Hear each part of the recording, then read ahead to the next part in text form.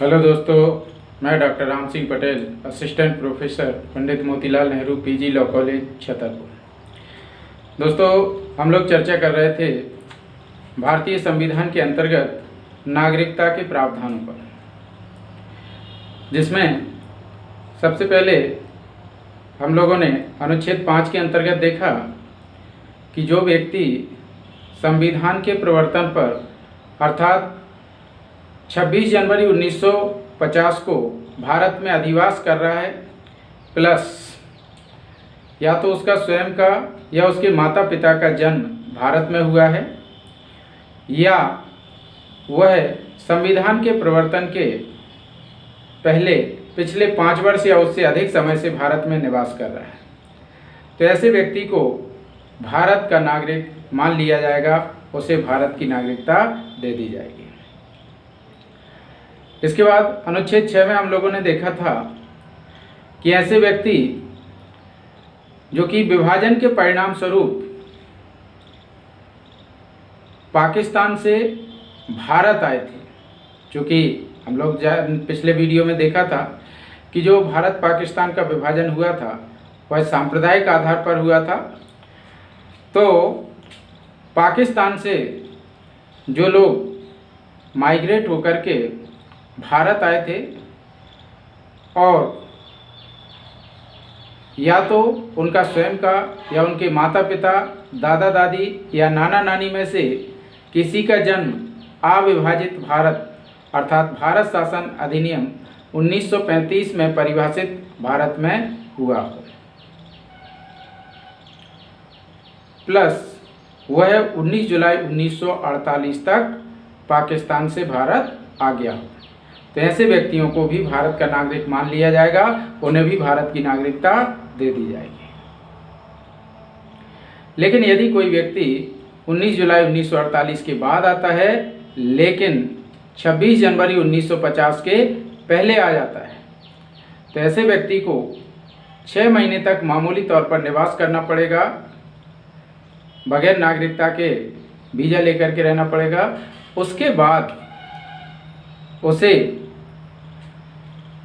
नागरिकता के लिए आवेदन करना होगा और उस आवेदन के आधार पर उसे भारत की नागरिकता दे दी जाएगी।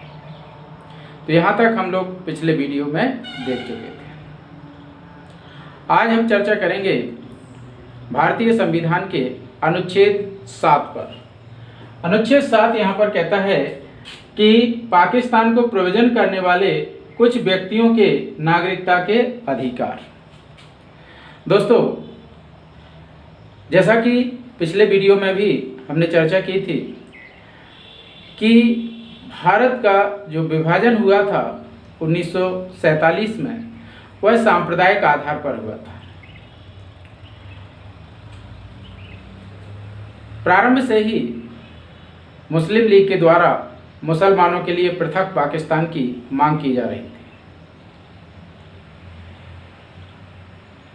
परिणाम स्वरूप यहाँ पर भारत में जो मुस्लिम संप्रदाय के लोग थे, तो कई लोगों को लगा कि चलो भाई, अपने लिए है ना, मुसलमानों के लिए अलग देश बन रहा है पाकिस्तान, तो सब कुछ यहाँ से प्रॉपर्टी आदि बेच करके और भारत से पाकिस्तान को चले गए। ये कब गए? तो इनकी जाने की तिथि है 1 मार्च 1947। जो व्यक्ति 1 मार्च 1947 के बाद भारत से पाकिस्तान को माइग्रेट कर गए, प्रोविजन कर गए, चले गए। अब जब ये पाकिस्तान पहुंचे तो पाकिस्तान के लोगों ने कहा कि आपकी रगों में पाकिस्तानी खून नहीं दौड़ता। आज भी भारत से जो लोग पाकिस्तान गए थे, भले ही वह मुसलमान क्यों ना, पाकिस्तान उनको उस नज़रिए से नहीं देखता जो पाकिस्तान के लोग हैं। आज भी उन्हें मुहाजिर कहा जाता है।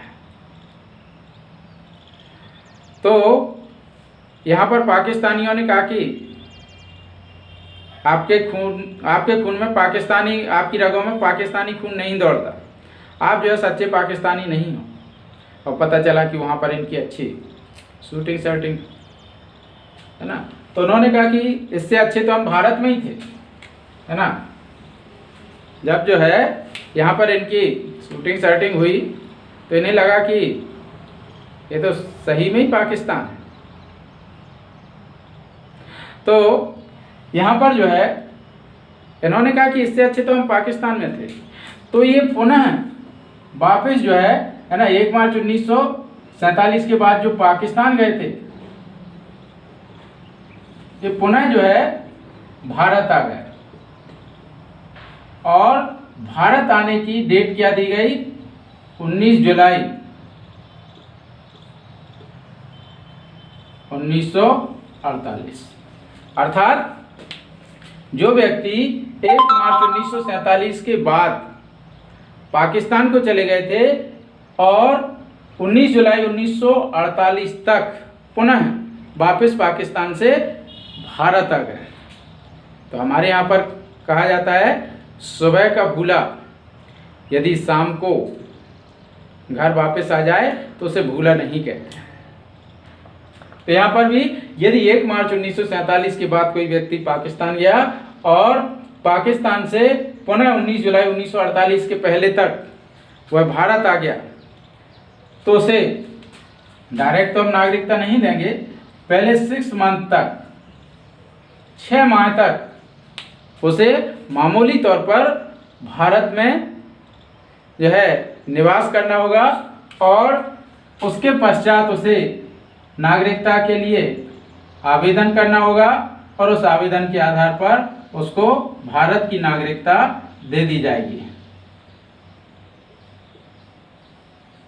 तो इस प्रकार से यहाँ पर हमें ध्यान रखना है कि अनुच्छेद 7 कहता है कि विभाजन के परिणाम स्वरूप कोई व्यक्ति जो 1 मार्च 1947 के पश्चात पाकिस्तान चला गया है ना, और वह 19 जुलाई 1948 के पहले वापस से भारत आ गया है, तो उसे पहले 6 महीने तक मामूली तौर पर निवास करना पड़ेगा और उस निवास के पश्चात उसे नागरिकता के लिए आवेदन करना पड़ेगा और उस आवेदन के आधार पर उसे भारत की नागरिकता दे दी जाएगी। तो इस प्रकार से यह अनुच्छेद 7 के अंतर्गत हम लोगों ने नागरिकता के प्रावधान देखे। इसके बाद अगले वीडियो में हम लोग अनुच्छेद 8 पर डिस्कशन करेंगे, उसे देखेंगे, है ना। तो आज के लिए धन्यवाद, नमस्कार।